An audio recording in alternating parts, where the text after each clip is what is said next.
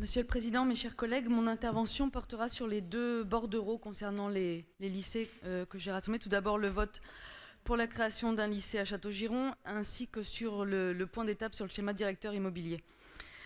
Comme cela a été rappelé, donc à la session de juin 2015, nous votions pour la construction d'un lycée à Liffré, après que nous ayons approuvé en 2014 la réalisation au nord-est de Rennes d'un nouvel établissement. Nous avions fait de même à la session de février 2014 avec la création d'un lycée à Ploërmel. Je peux rajouter aussi à cette liste la création d'un deuxième lycée Diwan à Vannes cette fois-ci.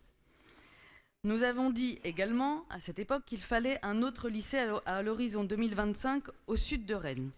C'est aujourd'hui le moment d'acter officiellement les premières décisions de notre engagement.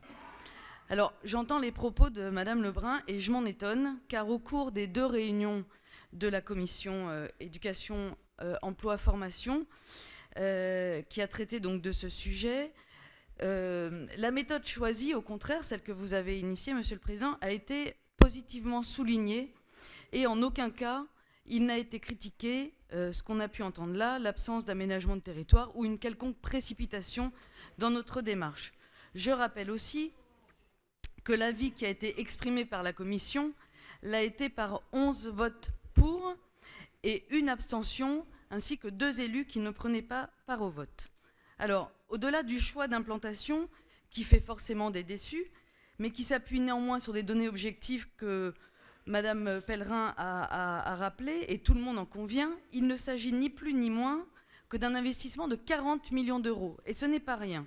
Et c'est le choix que nous faisons, c'est un choix stratégique par rapport à une attitude responsable que nous avons, qui est celle de devoir faire face à la croissance de la population lycéenne. Car l'objectif est bien, effectivement, d'alléger les effectifs des lycées existants sur Rennes, mais également sur Cesson-Sévigné, Bain-de-Bretagne et Bru.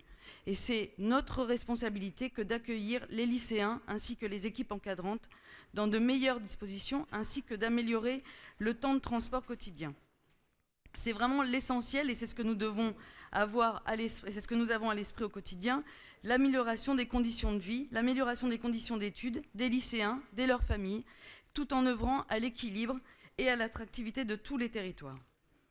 Par ailleurs, en décembre 2016, nous adoptions le schéma directeur immobilier pour une période de 10 ans avec des travaux à hauteur de 80 millions d'euros chaque année. L'avantage de la mise en place du SDI permet donc de prioriser les besoins, d'effectuer les grands travaux, d'éviter le saupoudrage.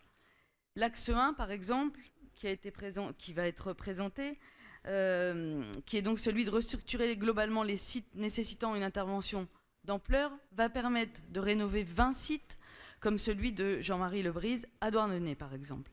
Je pourrais citer également le plan internat auquel vous avez fait référence dans votre discours, qui va permettre la rénovation indispensable de 22 de ces lieux de vie essentiels pour la réussite des internes. Aussi, je crois que nous pouvons collectivement être fiers du travail accompli et bien sûr poursuivre tous ces efforts avec le même dynamisme pour donner aux élèves, aux enseignants et au personnel les meilleures conditions d'apprentissage et de travail. Je vous remercie.